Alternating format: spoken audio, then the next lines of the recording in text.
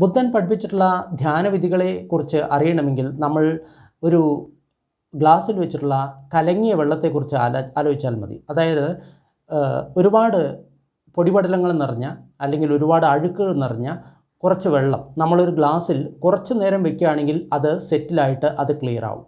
നമ്മൾ അതിനെ കുലുക്കിക്കൊണ്ടേ ഇരിക്കുകയാണെങ്കിൽ അതൊരിക്കലും സെറ്റിലാവില്ല, ക്ലിയർ ആവില്ല. അതേപോലെ തന്നെ നമ്മുടെ മനസ്സ് പഞ്ചേന്ദ്രിയങ്ങളിൽ നിന്നും ഒരുപാട് വിഷയങ്ങൾ സ്വീകരിച്ച് സദാസമയം കലുഷിതമാകുന്നു എന്നതിനർത്ഥം കലക്ക വെള്ളം പോലെ നമ്മുടെ മനസ്സ് ക്ലിയർ ആവില്ല.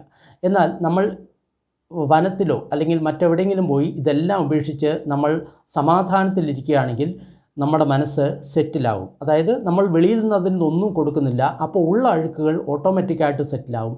അതുകൊണ്ടാണ് ബുദ്ധഭിക്ഷുക്കളെ ഭഗവാൻ പറയുന്നത്, നിങ്ങൾ വനത്തിൽ പോകുക, ഈ ഇന്ദ്രിയ വിഷയങ്ങളെല്ലാം ഉപേക്ഷിക്കുക എന്ന് പറയുന്നതിൻ്റെ പ്രധാനപ്പെട്ട കാരണം ഇതാണ്.